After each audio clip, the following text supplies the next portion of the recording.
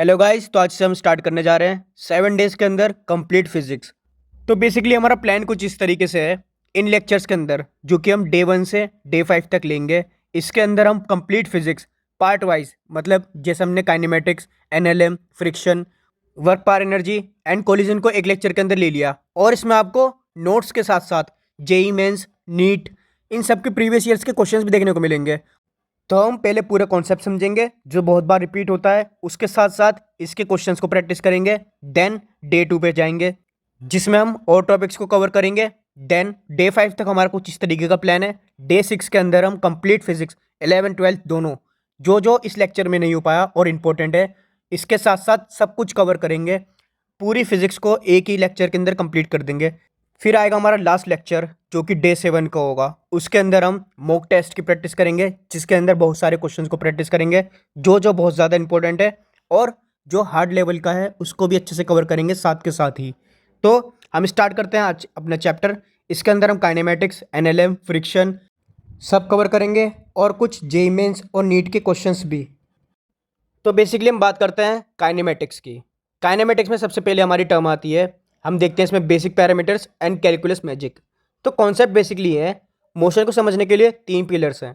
Position, जिसको हम x से डिनोट करते हैं, वेलोसिटी जिसको वी से, और एक्सक्लरेशन जिसको ए से डिनोट करते हैं। पोजीशन से वेलोसिटी में जाना हो तो उसे डिफ्रेंशिएट करते हैं टाइम के साथ, तो हमें वेलोसिटी मिलती है।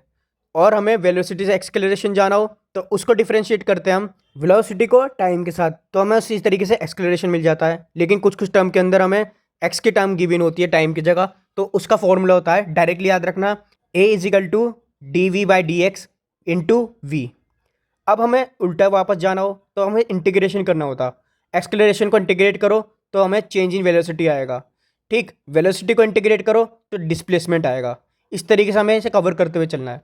अब देखिए एक टॉपिक, अगर position vector R function of time दिया हो और टॉर्क या एंगुलर मोमेंटम पूछे, तो चुपचाप आर को डिफरेंशिएट करके वी और ए निकाल लो और उनका क्रॉस प्रोडक्ट लगा दो, जैसे L is equal to R into M we.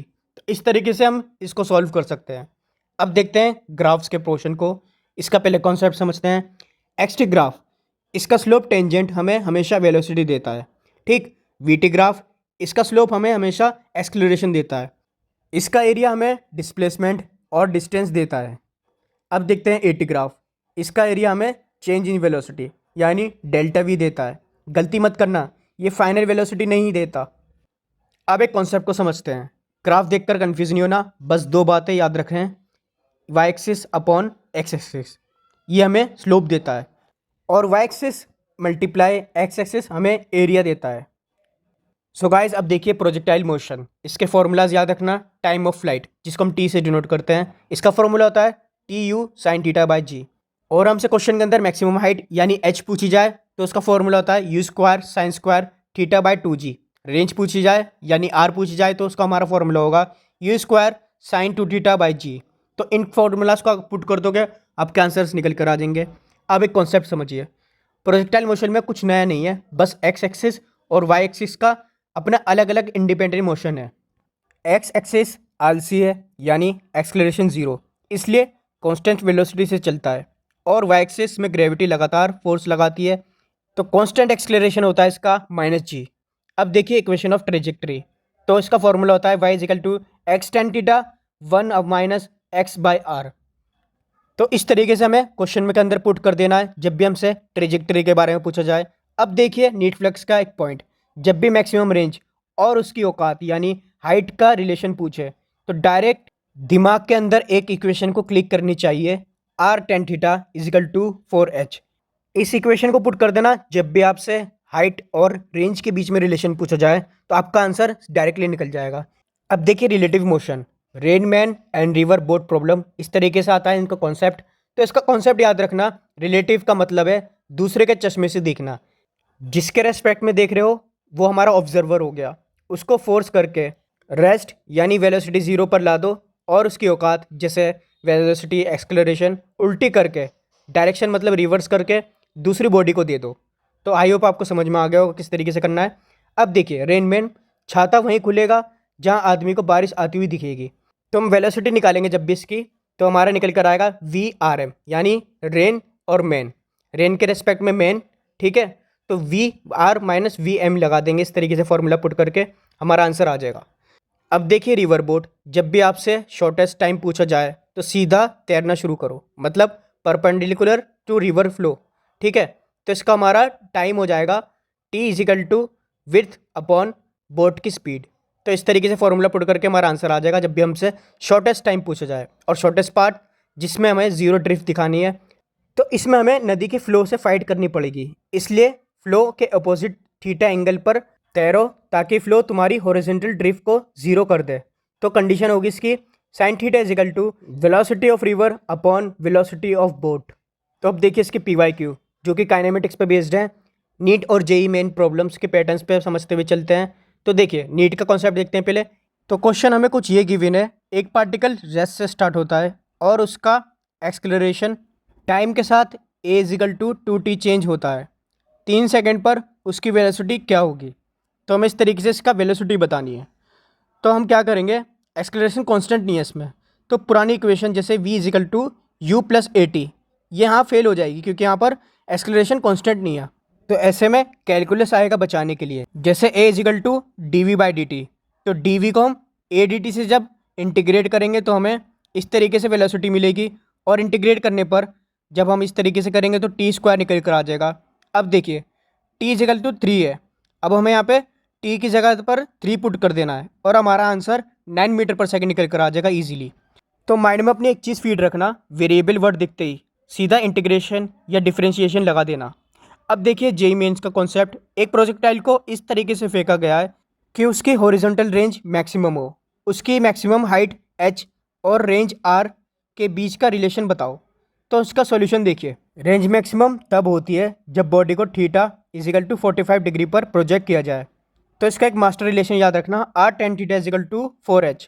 अब यहाँ पर थीटा में 45 पुट कर देना है। हम जैसे कि जानते हैं tan 45 की वैल्यू हमारी 1 होती है। जब हमने यहाँ पर वैल्यू पुट करी तो इस तरीके से हमारा आंसर निकल कर आ गया 5 सेकेंड के अंदर।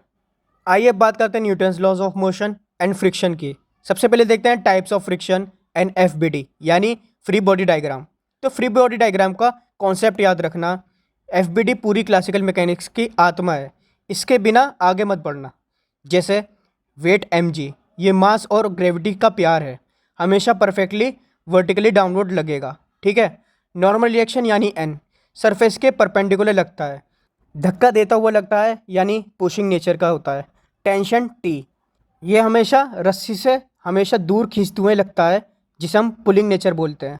FBD बनाते वक्त एज्यूम करो कि तुम खुद वो ब्लॉक हो और जो फोर्स तुम्हें फिजिकली फील हो रहा है बस वही तो तीर यानी एरो बनाकर ड्रॉ करना है, ठीक है। अब देखिए पुली सिस्टम एंड एक्सक्लरेशन, तो इसका फॉर्मूला डायरेक्टली शॉर्टकट के लिए यूज़ होता है, जैसे कि एडवुड मशीन या फिर पुलिस के लिए। तो इसका फॉर्मूला होता है acceleration is equal to net pulling force upon total mass of system. तो इसका कॉन्सेप्ट बेसिकली ये है, FBD बनाकर लंबी लंबी इक्वेशंस को सॉल्व करने में टाइम वेस्ट होता है। एक तरफ से M1 है, दूसरी तरफ M2 है, M1 ज़्यादा है M2 से, तो नीचे खींचने वाला फोर्स M1G और उसको रोकने वाला यानी ऑपोजिट तरफ वाला M2G। तो इसका टोटल नेट फॉर्मूला बन गया A is equal to M1G minus M2G M1 plus M2। Pulleys में टेंशन और एक्सक्लरेशन का रिलेशन कंस्ट्रेन मोशन से बहुत फास्ट आता है।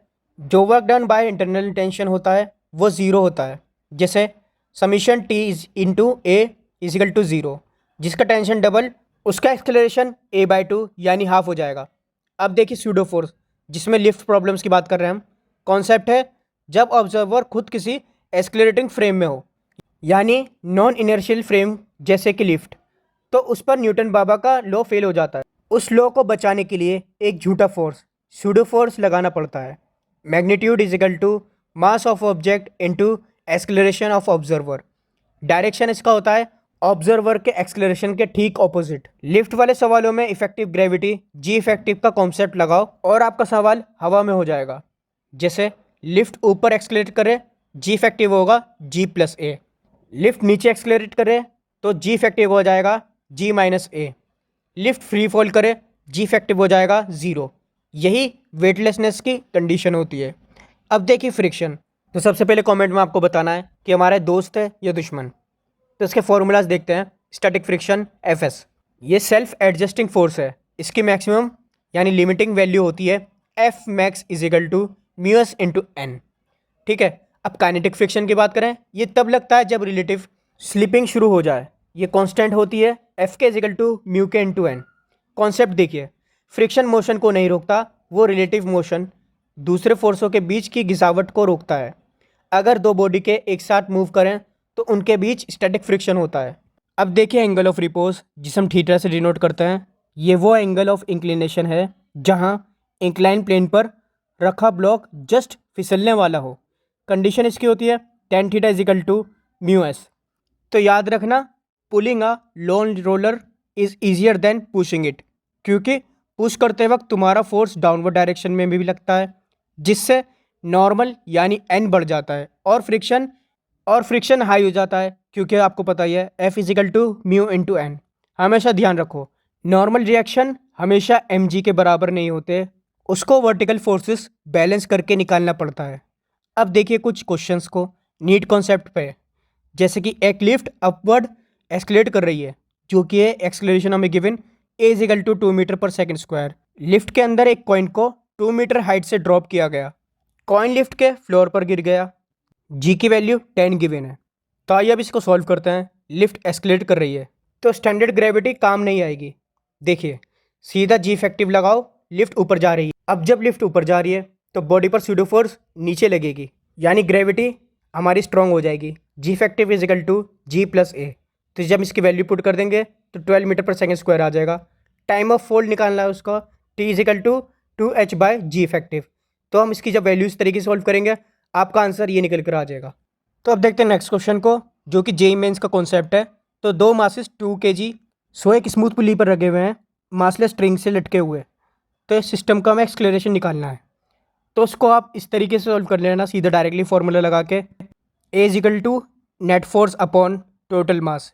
तो हम इसकी वैल्यू पुट करेंगे, हमारा आंसर 6 मीटर पर सेकंड स्क्वायर निकल कर आ जाएगा। अब देखिए क्वेश्चन नंबर 3, ये नीट के कॉन्सेप्ट पर है। एक ब्लॉक रफ इंक्लाइन पर है जिसका theta angle theta is equal to 30 degree है, कांस्टेंट वेलोसिटी से नीचे स्लाइड कर रहा है। कोफिशिएंट ऑफ काइनेटिक फ्रिक्शन की वैल्यू बताइए। तो इसको सॉल्व कुछ इस तरीके से करना है, क्वेश्चन पढ़ते ही दिमाग में क्लिक करना चाहिए। कांस्टेंट वेलोसिटी का मतलब है एक्सलेरेशन एग्जैक्टली जीरो है, यानी ब्लॉक पर net force is equal to zero है। ब्लॉक को नीचे खींचने वाले की औकात फोर्स यानी एम जी साइन थीटा लगेगी, ऊपर रोकने वाली force is equal to mu into N. तो म्यू के हो जाएगा, एन की वैल्यू हो जाएगी इसकी एम जी कॉस थीटा। दोनों को इक्वल कर दो, M G sine theta is equal to mu K M G cos theta. तो म्यू के हमारा निकल कर आएगा sine theta by cos theta, क्योंकि हमारा एम जी यहाँ पे कट जाएगा और इसकी वैल्यू निकल कर आएगी टेन थीटा। तो थीटा हमारा इसमें बेसिकली 30 डिग्री था, तो म्यू के इजिकल टू टेन 30 डिग्री, ये निकल कर आ जाएगा हमारा 1/√3। तो यही होता है हमारा कॉन्सेप्ट कंप्लीट। हम आपसे मिलते हैं नेक्स्ट लेक्चर के अंदर, जिसके अंदर हम work power energy, collision, centre of mass को कवर करेंगे अच्छे से, PYQ बेस्ड। तो मिलते हैं आपसे नेक्स्ट लेक्चर के अंदर। Thanks for watching.